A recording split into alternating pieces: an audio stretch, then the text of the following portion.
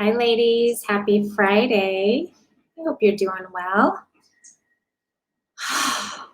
Having a good week, having a good start to your weekend. If you're watching this live, I'm just going to give us a moment to come up live.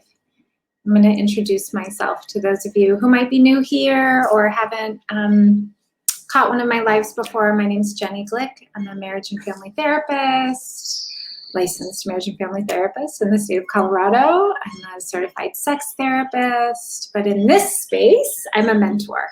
And one of the cool things, I'm just looking at my phone, that's why I'm looking down to make sure this is coming up live. One of the cool things about being a mentor is that I get to work with women in really different ways that I wasn't allowed to, that wasn't conventional.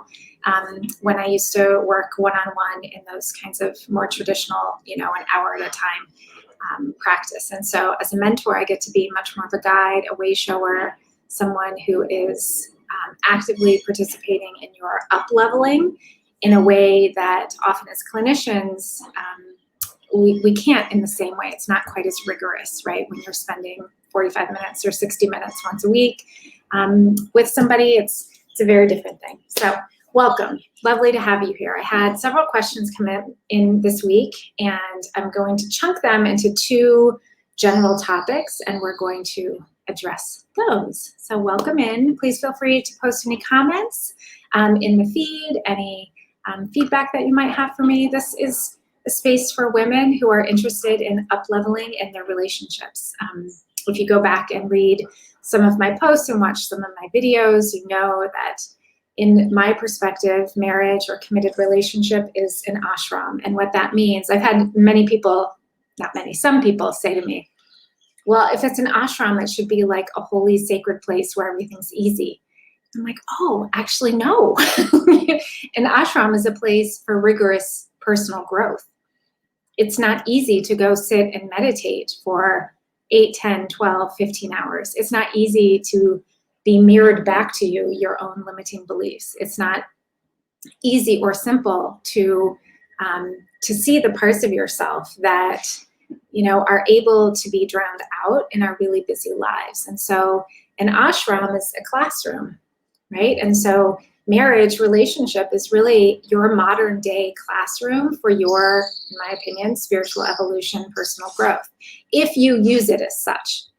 If you don't, what ends up happening is what, the vast majority of people do, which is constantly wrestling with the container of their marriage, living in this state of why isn't it easier, or they're wrong, having this belief that there's some parallel reality where there's not struggle, and that doesn't exist. So what we get on this planet is opportunities to be challenged, because when we're challenged, we grow. So to the degree that you're willing to look at that mirror, right, the mirror of your relationship and what it's showing back up at you, and that's where the goodness is. The goodness is seeing that. There's a reason why when we don't have that mirror, when you're alone, there's a period of time where it's like, I'm kind of amazing, because like there's nobody around me to mirror up that I'm a slob, or that I'm critical, or that I'm judgmental, or that I have anxiety. Like there's nothing around me to mirror the parts of myself that I otherwise wouldn't want to see, would not have eyes to see, right? And so the women who work with me are so brave and courageous, because they invite me to help them see the mirror that they're having a hard time seeing, right? And that mirror is shown up in you when you keep having the same argument over and over again. Mirror, what are you bringing to that conversation? What are your thoughts? What are your beliefs? What are your feelings? What's the emotional state, right? And the cool thing about marriage or committed relationship, and this is true in parenting, this is true in your relationship with your own parents or your children, this is true professionally, your relationship with your body or your health or your wealth. This is true in so many spheres. It's not only for marriage, it's just that I dial it in Although I work with a lot of women who aren't presently married or who are separating or getting divorced because they recognize that wherever they go, there they are, right? They recognize that like they're bringing it with them. They're bringing with them whatever it is that they're going to project out into the world. And for many of us, our partner is the world, right? So I have my projector. Most of you know what that word means, right? It's like I'm projecting my stuff that's in here onto this person. In my case, it's my husband, right? And so as I was projecting my stuff on my husband, and still do, though I catch it now, and so it's a really different experience than when I was younger and didn't know as much and wasn't practicing this with the kind of rigor that I practice it now, I would believe that my stuff was actually him. And then we were arguing about it, and then he's pushing it back on me while projecting his stuff on me, and now we're in this tug of war. So if you've been in this space for a while, you've heard me talk about this tug of war of marriage. And when you're in that tug of war, there's no growth happening. There's no evolution. It's just sucky, right? It's just sucky. And so let's get to the questions that came in. Just wanted to give you a little bit of context for those of you who might be new here, new to the space. Please feel free to post any comments, reactions, thoughts, further questions, and I'm happy to field those as well. So 2 of the questions that I have that come in, one of them is around boundaries. And boundaries are big in relationships, and many, many women who I mentor in my relationship mastery program that's 8 weeks long, we do a lot of work on boundaries because either we don't have any boundaries. So a boundary is like a fence around you, okay? And when you have that fence around you, you know what's yours and what's on your side of the fence and what's somebody else's. For some women and men, but for some women, they lay down that fence. And here's how you know you're laying down that fence, because you're resentful, right? Resentment is a mirror. Resentment shows you that you have laid down the boundaries. And you said yes to going to dinner when you didn't want to. You said yes to doing a volunteer thing or a committee thing or having sex or whatever it might be when you didn't want to. You laid down that boundary. And now there's that feeling of resentment and annoyance. And if you've been doing that a while, you have a whole pile of resentment and annoyance, and you pull all that pile of resentment and annoyance together, and that's called contempt. Right? And when we have contempt in our relationship, it's really hard to have curiosity. Curiosity is one of the most important parts of long-term healthy relationship, curiosity. When I lose curiosity in my relationship, and if I'm coming from a place of contempt, then I already know what's going to happen, and so why even bother trying? Does that make sense? So that certainty around my contempt puts me in a place where there's very little opportunity for anything to even change. Okay, so the question that came in around boundaries was from someone who said that she will be okay with things for a while. It's like, okay, this is fine, and then all of a sudden it's like not fine. And then that not fine, these are my words, not hers, my guesses, pulls up a very strong emotion.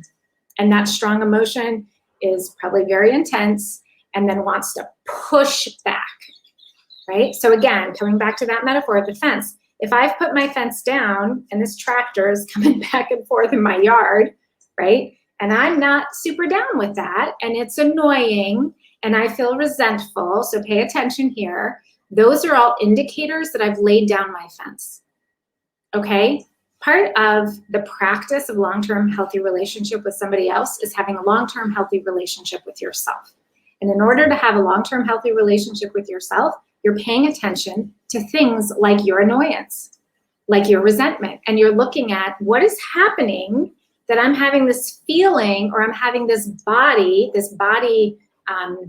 position that I'm taking. That's important information for me to pay attention to. And many women have trained themselves not to pay attention to it, so they don't. So they ignore it, and their head is like, it's no big deal, whatever, it'll be fine, trying to talk them into doing the thing, right? And so they do the thing, and the tractor comes over into their yard, and it's annoying. But now we've started to build a road, right? With whoever's on the other side of that fence. Your partner, your kid, your parent, your in-laws, whoever it might be. And now that you've established that these are part of the rules of connection with this person. And so now they're driving their tractor back and forth. I hope this metaphor is working for you all. Back and forth over your fence.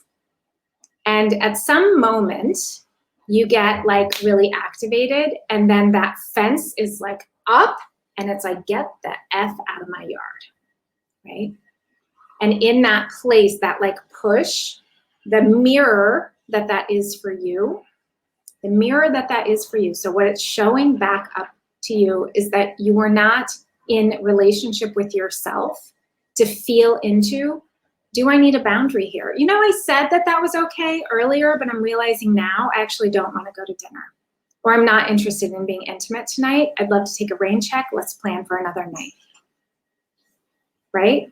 And so having an ongoing relationship with yourself so that you're totally paying attention to what's going on. Because you get to change your mind. You get to listen to yourself and be like, I know I said I was interested in doing that, but now I'm realizing I'm not interested in doing that. So I'd like to find a way to collaborate something else. And so when you realize that you have not been setting a boundary, it is and so you come back with like the big FU boundary, right? It's an indicator to you that you're maybe not nourishing the connection with yourself. So that's one option. So check that out. When I work with women, one of the things that we do is we have daily practices of connecting with yourself, because that's where it starts. If I'm not connected to me, can't connect to anybody else. So if I start my day in a rush, on social media, reading the news, feeling nervous and scared and worried, I'm going to take that with me, and I'm going to be projecting that on everybody around me. And so I like to say in my program that self-love is non-negotiable. And self-love is not floofy. Self-love is a rigorous daily practice. It's something that you commit to, like committing to be a parent or a partner, right? When you make a commitment, you show up, even though all the things. You're not feeling well, you're tired, you didn't get good sleep. So then you learn how to shift your self-love practices so that you are still nourishing yourself, even if you don't have that 20 minutes for meditation or prayer or journal writing or sitting with beauty in your world, right? Whatever it might be, it must be a non-negotiable, okay? So look at where it is that you're not maybe paying attention to yourself. The second thing, if you find yourself like very reactive around boundary issues, it might be that you're really reactive because there's something going on in some other way. There's a lot happening in our world right now, and we pick up a lot of information that is sometimes unconscious. And so if you find yourself sort of in this panic and like a big pushing your partner or somebody that you're in a relationship away, you might check in if there's some kind of residual fear, anxiety, angst that has like stuck to you that's not yours, that's like coming out. Does that make sense? Because there's kind of a lot. And we are feeling beings. We feel what's happening around us, right? And we pick things up. And so somebody tells us something, and I was talking to a client this morning, and she was sharing with me things that people were telling her about certain things. And I said, it's kind of like they're planting seeds in your garden. They're just like lobbing their seeds for different things in your garden, and then they leave and you're watering them. And you're like, oh my gosh, I don't know that I want this plant that's in my garden, but somebody planted it in there, right? So it's important for you to be tending your garden. So to be really paying attention to what it is that you're nursing and nourishing in your thinking, in your feeling, in your doing, in your media consumption, in your recreating time, all of it, okay? Being very discerning. So I hope that that's helpful about boundaries. Pay attention to what's going on with you. If you're somebody who has a hard time setting boundaries, my guess is that you might be dabbling in some people-pleasing behavior. And again, that will require that you come back to yourself. Like, what's in alignment with me? How would I know that it's in alignment with me? What does self-alignment feel like, look like? How do I stand? How does my body feel when I'm in alignment? Like, this is this intimate process of being in relationship with yourself. And quite honestly, you know, it's such a travesty that we don't teach our young people how to be in a relationship with themselves before they're in a relationship with somebody else. Most of us don't know how to be in a relationship with ourselves. And so we hook up with somebody else, and all we're doing is projecting on the other person or wanting the other person to complete us. And we wonder why it is that we're having affairs and we're over drinking and gambling and, you know, have sex situations, out of control sexual behaviors, that all the things are happening, right? We're getting divorces because we never learned how to build the foundation, right? The foundation comes first. And I'm going to be writing that in a post tomorrow that I will share in here, so you can read more about that. Second question that I want to address is about hidden truths. So somebody shared that there's something that she needs to share with her partner, and she's not sure how to reveal that, which is actually the bulk of what I'm writing about, so it's really good timing. I don't know if your situation has to do with an affair or not, but I'm writing a multiple part series about how to decide if now is the time to reveal an affair. So take a big breath for this one, right? First of all, I know that it might seem odd that as a licensed marriage and family therapist, that I wouldn't just have a policy that you should just reveal an affair. That tends to be pretty typical in my profession. Certainly not all professionals, but many. I'm not of that ilk, and I will tell you why. Number one, I know that if your marriage and if you had the foundational structure to share about your affair, you would have by now. You would have, right? If you had the kind of relationship where you felt like the foundation, the system, the container was solid and grounded, then you would reveal that. Likely. You'd be more likely to. Similarly, if you internally had the structure, if you felt grounded and in alignment with yourself, if you weren't self-terrorizing, then you could more easily step forward and share about the affair. And so those two pieces are really important if you're going to reveal whatever the truth is. You know, I've sat with people, whether it's around an affair or embezzling money or something about their history that their partner didn't know about, or paternity of a child. I mean, so many different things that sometimes some of us have the opportunity to share with our partner. I think the first place to start is to really ensure that you are deeply grounded in yourself. Okay, so what that might look like is you having some kind of daily practice of gratitude and grounding yourself.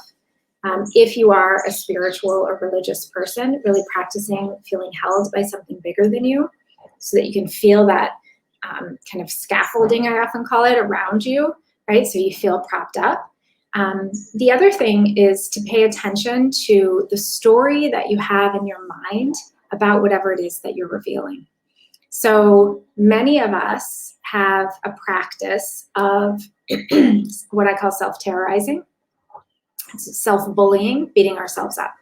And we don't have to be harboring some secret in order to beat ourselves up. We can beat ourselves up about how we parent, how we look, how much money we make or don't make, all kinds of things, right? Like the list is endless. What we said at a meeting, what we didn't say at a meeting. There are so many ways that we can bully ourselves. And in my experience, women are expert at bullying themselves and being really hard on themselves. And so if you're bullying yourself or being really hard on yourself about whatever this situation is, I would suggest that you clean that up before, during, and after you share with your partner. Because if you don't, here's what happens. Remember how I just talked about projection? If I'm beating myself up about something, and then my partner comes in and I'm like, okay, I'm gonna reveal this big secret to them, this hidden truth, and then they're upset and they start beating me up, which they might say, how could you do that? Who would keep that from me? Whatever. It's now going to send me into an incredibly dark place, right? Because there's a part of me that believes it. Like, yeah, who would do that? What kind of woman am I? Does that make sense? And so I already have that belief in me, and then they're going to come and amplify it. And then when it's amplified, what happens is now we're in this tug of war situation with that, and it's my belief and their belief, and then I feel terrible, and then how do we heal beyond this, right? And so we get to, as grown-ass women, right, be accountable. I get to be accountable for when I do something, even if I do something like embezzle money or have an affair or have a child that is not my partner's and need to reveal that, whatever it is that it is. My accountability doesn't make it okay. It means that I'm accepting that this is the situation as it is, and it doesn't serve anybody for me to beat myself up, right? Radical accountability. And that looks like me owning it, accepting it, which doesn't mean dragging myself through the pit of hell, guilt, and shame. I can certainly have remorse, right? We're supposed to have remorse. If I do something and I hurt somebody, it doesn't feel good to me. And I have remorse, and then I want to repair with that person, right? And so really important that you, if you are revealing something, that you do some of your cleanup work in here and build a narrative where you are not self-flagellating, because that's not going to serve anybody. Okay, that's really important. And when I say create a belief system that serves you, that doesn't mean that it's like, yeah, I deserve to do that because they did this. Like, that's not a grown-up way. And I kind of feel like I don't even need to say that to this sophisticated audience, right? That's adolescent behavior, right? Justifying what I did is not being accountable. Recognizing and owning, yes, I did A and B, and I might have my reasons for that, but at the end of the day, I did A and B, and I realized that the impact of that is C and D, and this is what I'm choosing to do in order to repair or rectify it, right? The cool thing about revealing a hidden truth, which is not the path for everybody, by the way, right? So most marriage therapists would say you have to reveal the secret if it's an affair. And I've always thought that was so odd, because it's like the only thing in marriage counseling that is, it's like affairs are on their own particular shelf, right? If a woman, say, had a sexual abuse in her history that her partner didn't know about, it's not common practice for a therapist to say you have to reveal that to your partner in order for us to continue doing couples counseling, right? There are most things where a therapist more traditionally would say, you know, you get to sort of keep that.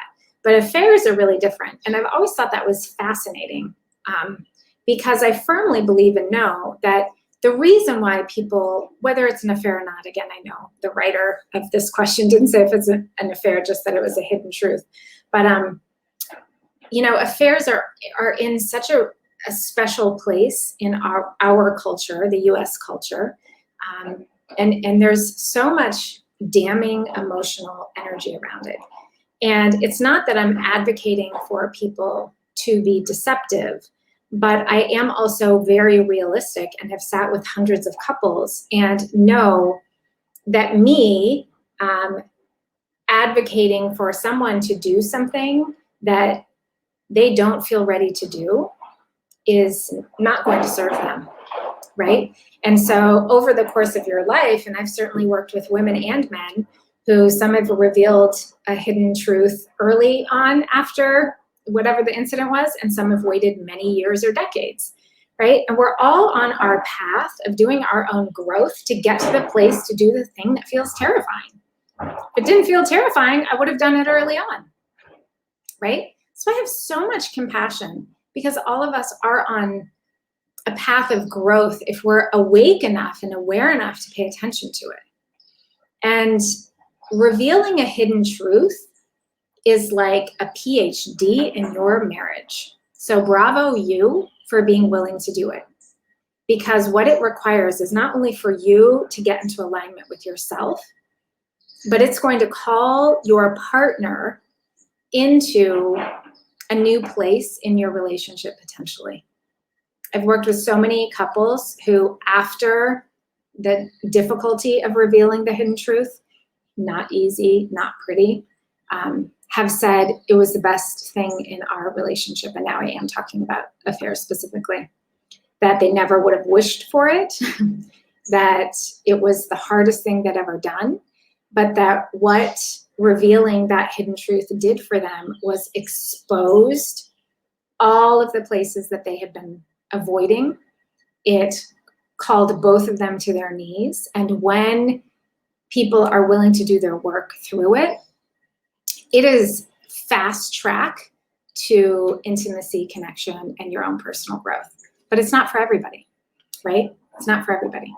So ground yourself first. And the next thing is to get really clear about your intention. So what's the intention in revealing this truth? Is it for you? Is it for your partner? Is it to make you feel better? Is it to repair something? And so get really clear on your why. What's motivating me? Also, have some clarity about what would a successful conversation look like? Like, what do you want out of it? Right? Are you wanting problem solving? Are you wanting your partner to have compassion? Are you wanting to feel what they feel about the situation? Is it an opportunity for you to reveal the thing and for them to have the feelings and you to hold their space?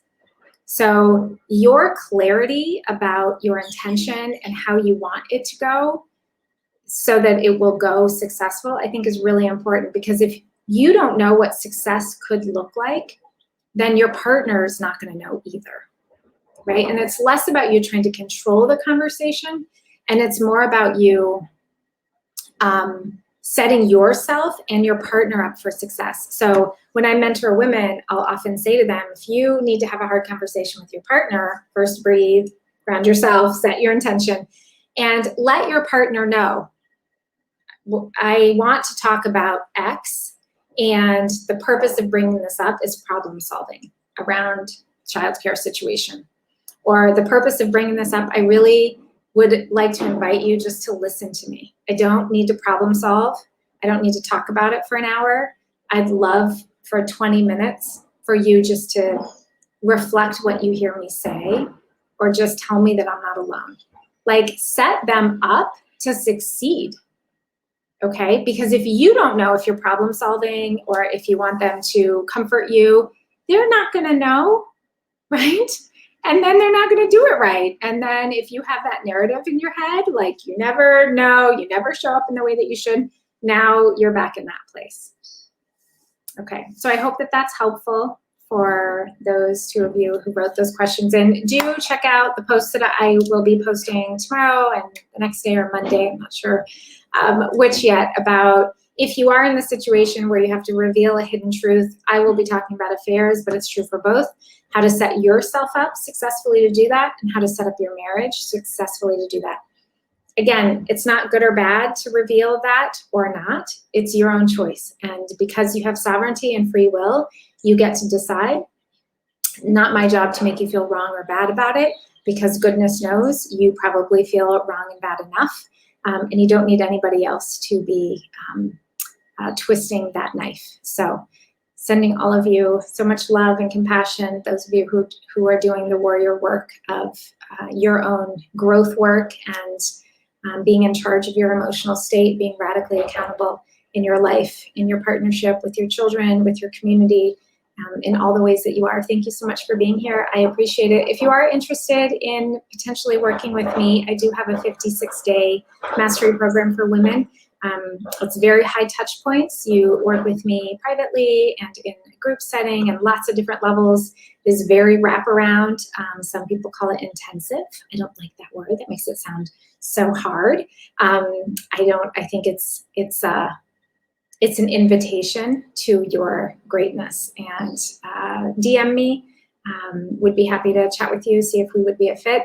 It's not uncommon. I mean, most women who I work with, we, start out and they're in their sort of point A, and I take them to point B. And pretty much everybody who I have my graduation call with privately, they say, I'm so different. I can't believe how much I've changed in just 8 weeks. One of our women who just graduated today, posted this whole list of how she's so different, and she can't believe after all the years of therapy and all the things that she's done, how different she is in just 2 months. And that's pretty par for the course, because what we're doing is smushed into 2 months. And so you're getting this repetitive opportunity to practice, and you're also getting my expert lens to help you see the things that you can't see, because you can't see what you can't see. And when you are so steeped in your 1.0 narrative, when you're so steeped in whatever that story is, it's going to be nearly impossible to shift out of it. Nearly impossible. And so the reason why we hire way showers and mentors and coaches and healers is because they're out here going, honey, what about this? Right? And this is your pathway home. So sending you all so much love. Great to see you. Oh, thank you. I love you too. So glad that you're here. Talk to you next week, and take very good care of yourselves. Okay.